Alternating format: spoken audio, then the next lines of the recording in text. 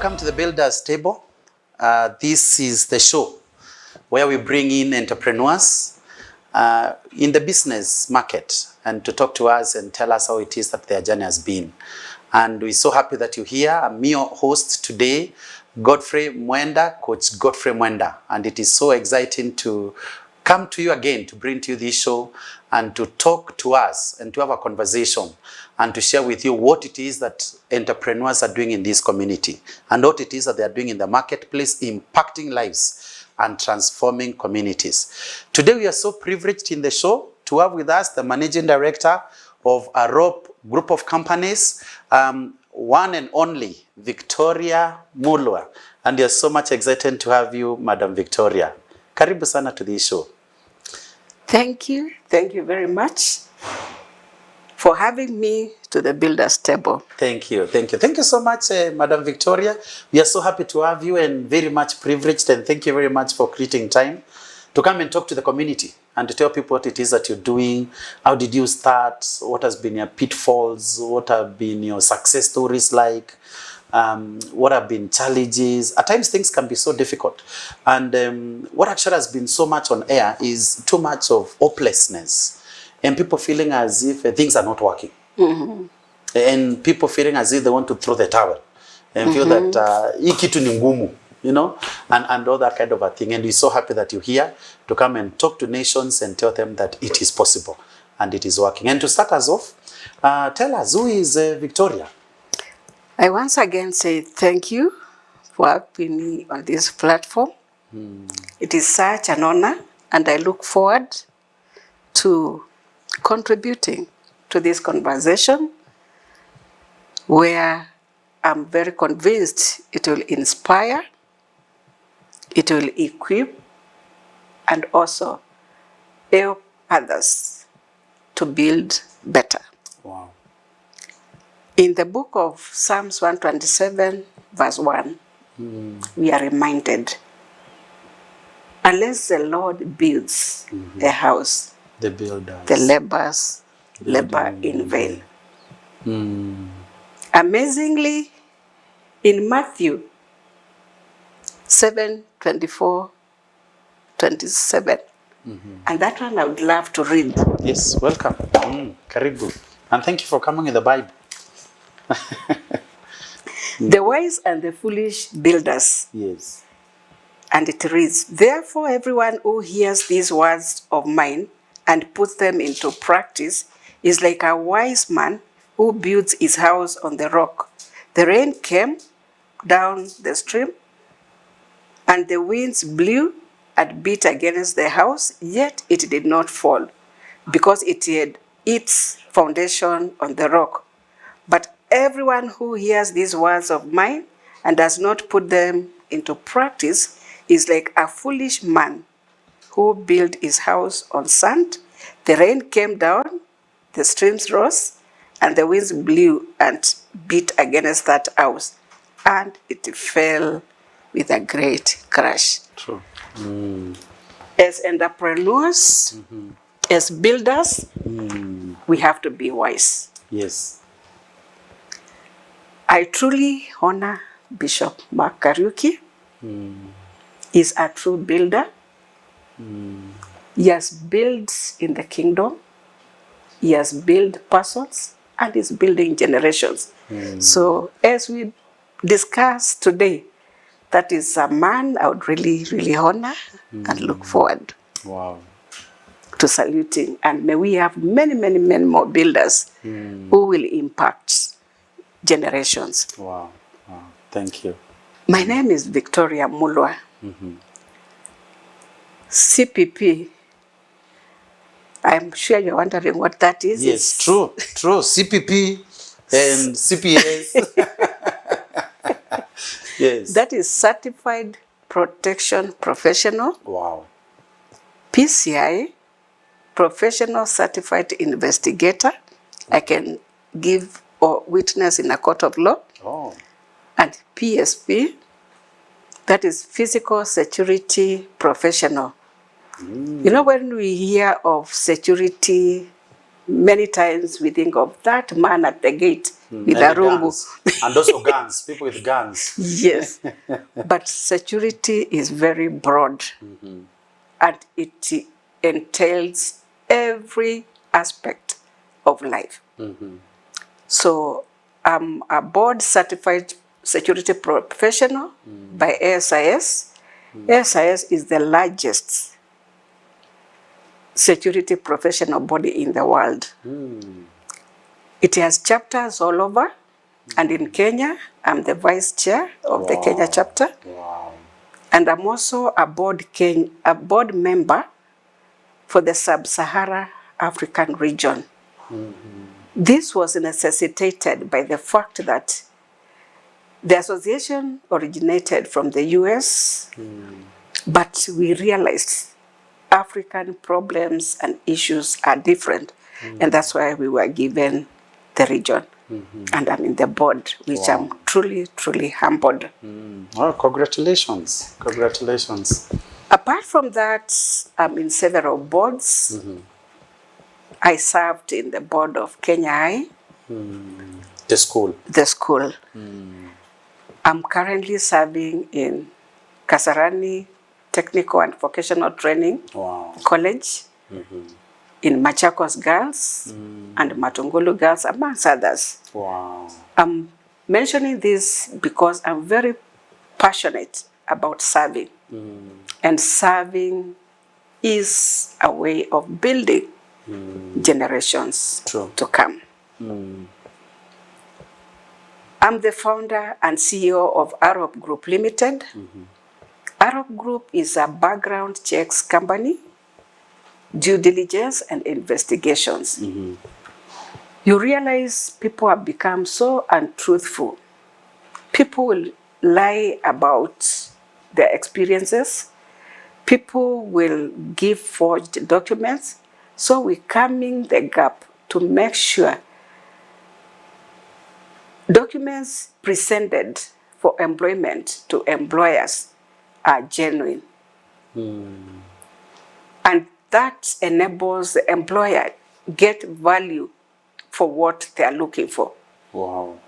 We've had cases where you have heard of doctors who never went to a medical school. True. Lawyers. Lawyers who have never been to the bar.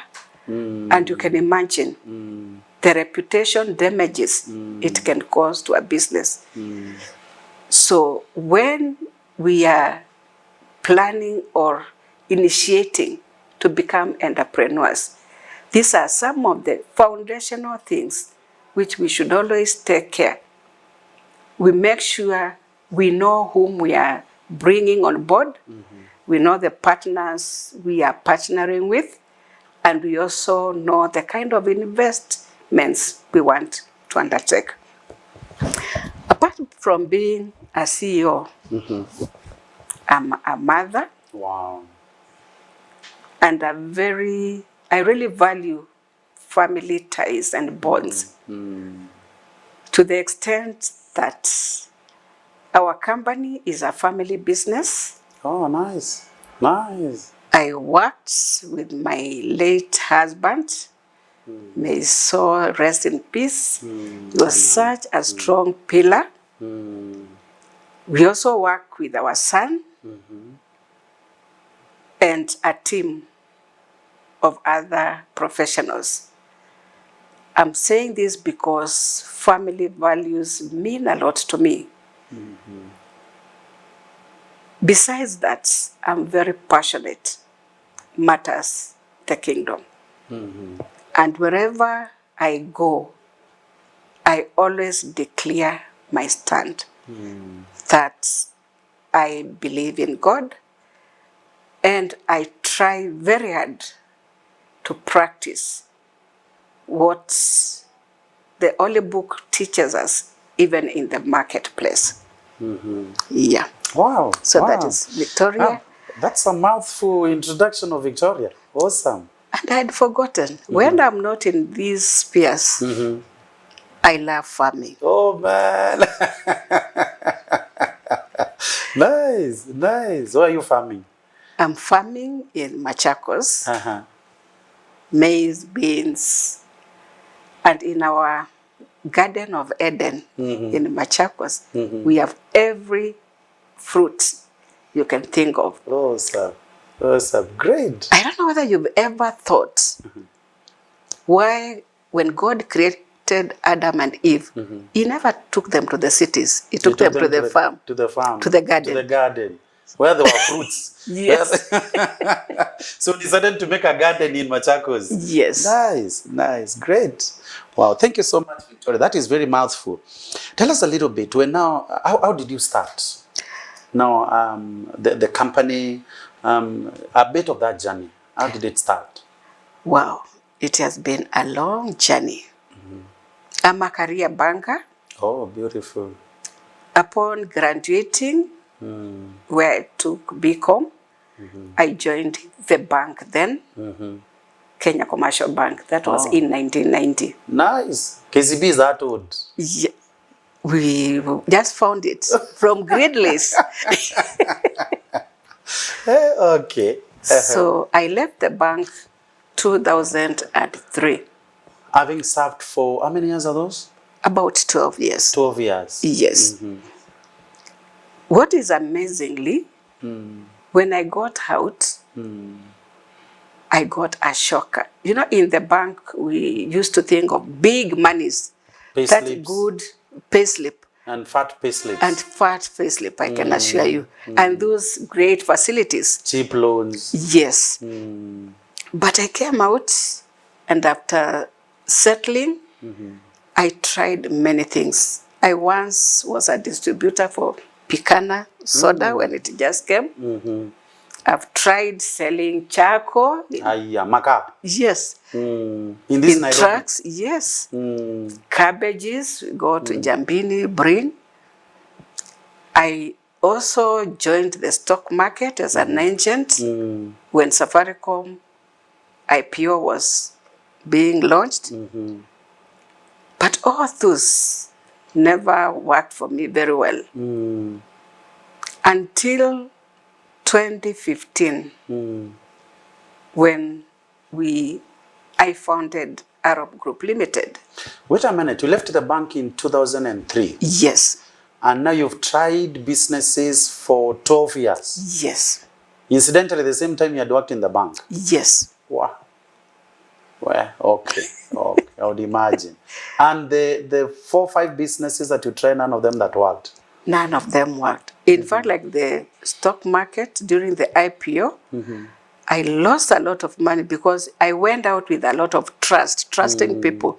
So I gave so many people to carry out the assignment with me. And they mismanaged the funds, which I was left paying dearly. So actually you were left in a negative? Yes. Oh. You can imagine.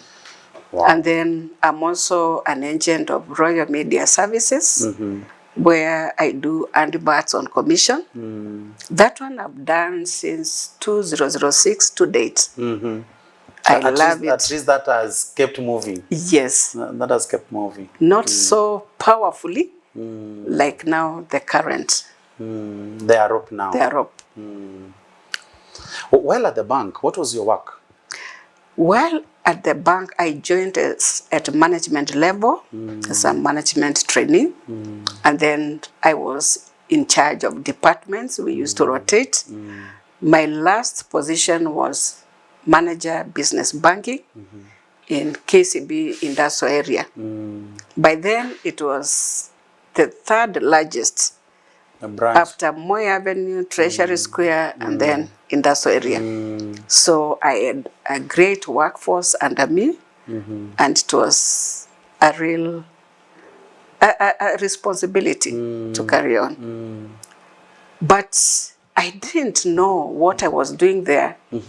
As many of you may know, in the bank, when you are checking the documents, if a customer comes to open an account, you try to verify. You check the details.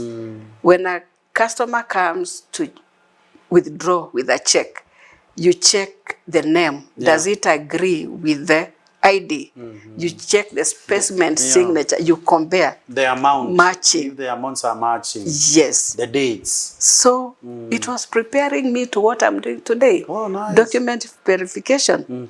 But I didn't know. I was being prepared for this. And that's why sometimes if you are in the alignment, if you are seeking God, He will drive you, whether by force or by default or even through challenges, to the rightful place where He wants you to be. What made you quit the bank? I would imagine that if you joined as a management trainee and you worked for 12 years, by the time you're leaving, and you're now in the third biggest branch, Yes. because you had a big paycheck, you're settled, you're comfortable. What is this that motivated you to quit? Amazingly, we were working in the bank together with my husband. Oh. We met there. In the same bank? Yes. So you should tell the young men to keep checking and checking well. You see, there was no time to go out and socialize. So we used to call them cross entries. You just see them. What is so close to you?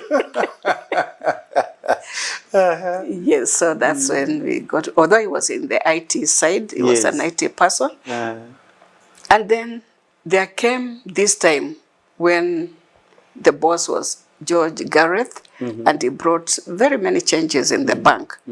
So somehow it was like a challenge to be together in the same place. And also at the same time, we had realized we used to invest so much in ventures, and people mishandle.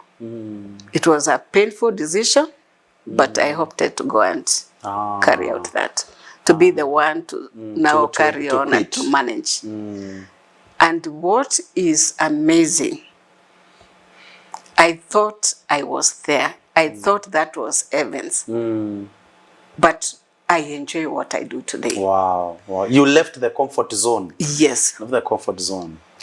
And I would like to say the bank is very demanding, time-wise and energy-wise. Because when you are in charge of a department, like when you are in cash and you are custodian, it meant you were the first to arrive and the last to leave. If the cashiers had challenges they did not balance, you had to be there until they balance. So there was no personal life. It was bank. Sometimes on Sundays we had to go to work to make sure we clear and balance what was not balancing in the course of the week. I say this with a lot of humility. When I left the bank is when I discovered myself, is when I became myself, is when I became a wife, is when I became a mother, because now I was available and I could do my responsibilities. And it also took me closer to God, because now, you know, when you are from up there, you had so much and you come to the other side and there are a lot of struggles. Now I said, it is me and my God. Wow. And I got deeper in my faith. Oh, great. Yes. Nice. So now you're out. You've tried all these businesses. They have not worked. So how did you settle for a rope? When you hear some things are ordained from above, it happens. When I was doing my Royal Media Service, I visited a client to just go and sell. They wanted to put some adverts in the vernacular station of Musi FM. While there, this gentleman introduces me to a lady. I found them together in the office. He was a security professional. So he tells that lady, Victoria is a very good marketer. If you team up with her, you can now thrive in your company. She had registered a security company, but she had never started operations. So I got curious. And in the first meeting, it was like, you see, as we are taking care of crime at the higher level, why can't you think about domestic workers and make sure families are safe and there are no problems? And it brought me the thought of when I was in the bank. It could be on a Monday morning and someone comes crying, my house help has left, I don't know where they went. Or sometimes someone could come and say, I found my house swept and not with a broom. The domestic workers have carried everything. So we thought of it and thought, why can't we carry out background checks on these domestic workers? That was the starting point. So we started looking for working mothers and CEOs to make sure that the people they bring in are vetted. What do we mean by vetted? They give you an ID. You know, some mothers used to lock those IDs in their boxes and think that is everything, only to find out that was a fake ID or it was a forged ID. So someone could just come and do their own things and disappear. So we started vetting domestic workers to make sure the people you bring home, imagine that's where you have the most valuable of your life, your children. Including your children, actually. Yes. And I remember a case when we started. A lady was confessing how she went to check on the bag of her house help and she found a pistol. Oh. True story. Oh. And then when she engaged, the lady, the house help, told her, if you dare report, my squad will come and clear you. What? So she was left speechless and just released her to go. So you can imagine the dangers. And you know, there's something you've never imagined. Our houses are very safe. Criminals can come and hide there. When the temperatures cool outside there, they'll go back and continue with their missions. Sometimes they are the spies. They come and carry out the spy estates or the neighborhood, that kind of things. So that's how we started. What exactly made you think about it? Is it a need that you had, or exactly what drove you there? The fact that I used to see working mothers suffer. And when my friend now talked about it, it made me think deeply. And I saw the need. And it was there. Wow. Because up to today, we serve very many domestic workers background checks. Those who have tried and tested us, they can never bring anybody on board without knowing. And it is just simple. You give us the ID of the person you have employed. And you do the and rest we of the do thing. the rest of the thing. Wow. Because you would wonder, if someone comes for work in the house and their credit rating is showing millions, what business do they have? Definitely. There should be something. That's a red flag. That's something that people, I'm sure they have never thought about. Yeah. Oh, okay.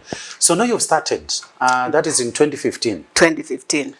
So what has been, what would you say that has been your biggest success? Now when we started, we realized, or before we realized, I attended a conference in California for security professionals. In the US. This ASIS I'm talking about. While there is when I got the real broad exposure on security and what it entails. That was the time Uber was coming to establish in Kenya. And since we had gone under the US Embassy, they made sure any of their residents who were coming to do business in Kenya, they connect them with people they know. So I was very, very lucky, or it was a good, by the grace, privileged to connect with the person who was coming to set Uber in Kenya. Oh, beautiful. So when they came, they visited us and they told us how to go about it. And believe you me, Uber was my first client. Oh, man. Which we have done since 2015 to date. Wow. We do background checks for all the Uber drivers to make sure that their driving licenses are valid, their PSP are good, they have no criminal records. I'm not marketing Uber, but the drivers, their drivers are thoroughly checked. You can never go wrong with the Uber. And don't forget, we are sometimes fond of saying, I'm in a Uber and you are in another platform. So you have to be very specific to know you are in a Uber. Where you are. You remember how we could go give me that Kimbo, and you are asking for Kasuku. Or the Moi of Uganda. The Moi of Uganda. Yes. Wow. Now let me just ask for curiosity. Most of the time people have taken that the security people in that space, they have a hard face, they are tough to feel, you know, they are unfriendly. But you're not like so. So how do you thrive in that space? Wow, okay. It was a transition to start with, because when now I began dealing with the corporates, I had to be equipped. You know, you can't give what you don't have. True. And you have to lead from the front. So I enrolled in some certifications. And by the grace of God, in the class, there were men only. I was the only lady. Oh. And there were people from security background, former policemen or police professionals, and army guys. But because of that determination, to me it was Greek. I was actually cramming. Because you had no clue. I had you no had clue. no idea of what this thing is. No idea. It's a male-dominated space. Yes. You're working with people who have been in this profession for some time. They understand the stuff so well. Yes, yes. To me, it was from banking, BCom now to security. Imagine. You're being told, and we learned deep things, which were very deep. So, by the grace of God, I managed, I passed. It was such a challenge. The first exams, I could get 10 out of 100, and that did not discourage. I didn't quit. I did the first one, the CPP, I passed. I did the second one, the PCI, I passed. And the PSP, I became the first lady in Kenya, in East Africa, in Central Africa, and South Africa. Actually, the other person who had done that was from Nigeria. Wow. Wow. So it gave me now the strength, the know-how, and the professionalism it needed for me now to command in the security industry. Hey, congratulations. Thank Congratulations. I mean, you need to think. You are a record breaker in that space. Record breaker in that space. Yeah, man. Nice. Yes. How did you know about the places for you to go for training? The association is the one which holds those certifications, and they are global. Actually, you ask a security professional, CPP, whether in UK, US, it is standard. Yes. Standard. Yes, and it is very powerful. How did you know about the association, that there's such kind of an association that existed? The Lord leads. Wow. When we started the company, we were invited to the US Embassy, that there was a conference in the US for security professionals, and they facilitated. I assure you, and I'm telling this to encourage someone, I had never been to Uganda, Tanzania. I had never gone out of Kenya. And I had never owned a passport. That is when I went and took my Despite passport. the 11 years of being in the bank. And with a lot of money. Oh my God. So the security is the one which opened the door. And since we are security, we did not get a lot of harassment at the embassy. We got the visas. Wow. And since 2015, every September, I attend the conferences, and they're in different states. It has enabled me to go to over 10 states in the US, just like that. Wow. Yes. Vias, today, this is such an encouraging story and very inspiring.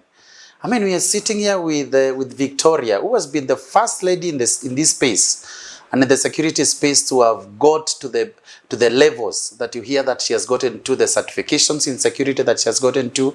And the thing to hear is that this was divinely led. And the thing that I got from our conversation is that, I mean, this was something that was, it was a need she saw in the market, and she decided to go for it head on. It didn't matter about her background. It didn't matter what it is that she had done before. It didn't matter that it is a men-dominated space, but she said, this is the thing that I'm going for.